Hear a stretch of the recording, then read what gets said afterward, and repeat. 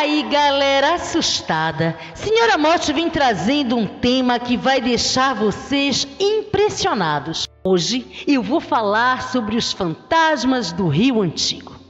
O Centro Histórico do Rio está repleto de relatos sobrenaturais assustadores. No livro As Religiões do Rio, o escritor Paulo Barreto, que usava o pseudônimo de João do Rio, escreveu, abre aspas, o Rio de Janeiro é uma tenda de feiticeiros brancos e negros, de religiões de animais, de pedras animadas, fecha aspas. Ou seja, todos os tipos de cultos e seitas se misturavam no Rio Antigo. Talvez esse seja um dos motivos de existirem tantos casos de avistamentos de fantasmas e almas perdidas no local. Outro capítulo interessante do livro é quando o escritor vai até o convento existente no Morro do Castelo para conversar com o famoso Frei Piazza, um exorcista que contam ter só no ano de 1903 expulsado o demônio de mais de 300 possessos.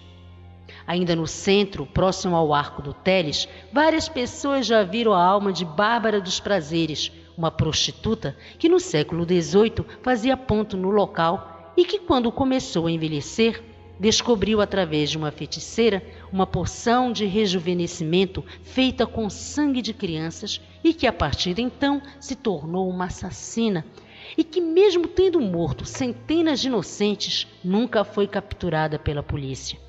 Reza a lenda que seu espírito continua vagando pela região, assombrando pessoas e procurando novas vítimas. Outro lugar bem assombrado é o atual prédio do Ibama, que funciona ao lado do Arco do Teles, que, de acordo com Ramon Vieira, segurança do órgão, elevadores são acionados de madrugada, luzes se acendem nas salas, mesmo sem nenhum funcionário no local. Mas o sobrenatural não para por aí. Os fantasmas também se manifestam na Rua do Ouvidor, que é uma das ruas mais antigas do Rio de Janeiro, já existindo por volta do ano de 1578, tendo seu auge no século XIX e início do século XX, quando era ponto das melhores lojas e confeitarias do Rio de Janeiro. Hoje na rua funciona o Bar do Toninho, que trabalha ali há 36 anos e tem histórias de arrepiar. Vários frequentadores do bar, independente do grau etílico, contam que já tiveram visões assustadoras. Alguns relatam que já viram escravos na porta do próprio bar e costumam ouvir sons de grilhões, correntes e vozes incorpóreas pedindo água. Toninho também conta. Quando havia o mercado do peixe aqui, os pescadores também contavam muitas histórias de assombração, principalmente dos espíritos vingativos daqueles que morreram em brigas no lugar e que apareciam cobertos de sangue, sempre procurando por alguém, provavelmente o seu assassino. E se você pensa que só existem fantasmas plebeus, está enganado. Há também almas de sangue azul vagando pelo rio. No Museu Nacional, localizado na Quinta da Boa Vista, antiga residência da família imperial, uma das aparições mais comuns é de Dona Leopoldina. A imperatriz estava doente há meses e encontrava-se em grave processo de depressão devido às traições do marido.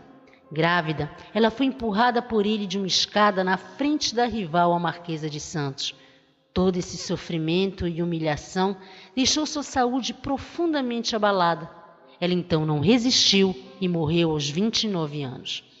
De acordo com relatos dos funcionários do museu, Leopoldina foi vista pelo menos 2 vezes, uma circulando pelos corredores, outra acendendo e apagando luzes de uma sala.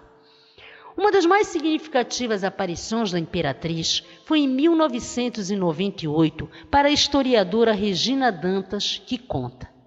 Eu estava há horas fazendo pesquisa no museu para minha tese de mestrado, quando vi um vulto de vestido branco. Não consegui ver o rosto porque ela estava de costa. Em seguida, caminhou e desapareceu ao dobrar um corredor. Ela intuiu ser Leopoldina, e por esse fato, Regina, que estudava para sua tese A Mania por Coleções de Dom Pedro II, resolveu mudar e passou a estudar a mãe do imperador, Dona Leopoldina. Outro caso sem explicação ocorreu também em 1998. Dizem que o encarregado da segurança do museu, certa noite, subiu para desligar as luzes do terceiro andar e, ao descer, verificou que elas continuavam acesas. Surpreso, ele olhou para a janela e viu uma silhueta de mulher que o observava. Ele subiu e apagou as luzes outras 2 vezes, e as 2 vezes elas foram reacesas. O homem precisou recorrer aos disjuntores para acalmar o fantasma de Dona Leopoldina. Outro que é frequentemente visto assombrando o museu é o espírito de Dom Pedro II, filho da imperatriz, que, segundo dizem, faz barulhos, derruba livros, bate portas.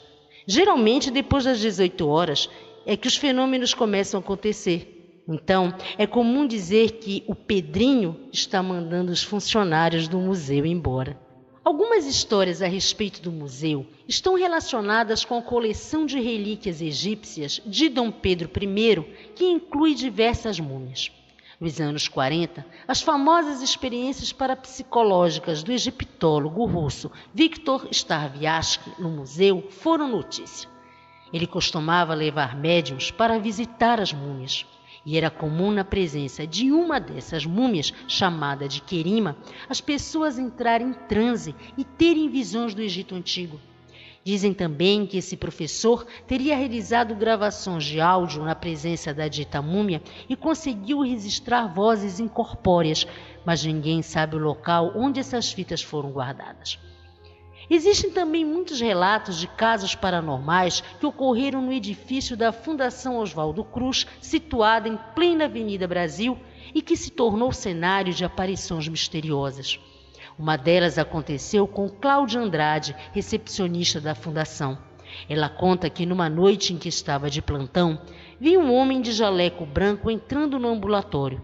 Rapidamente ela perguntou ao porteiro se alguém tinha pego as chaves para entrar lá. No que de pronto o porteiro respondeu que não.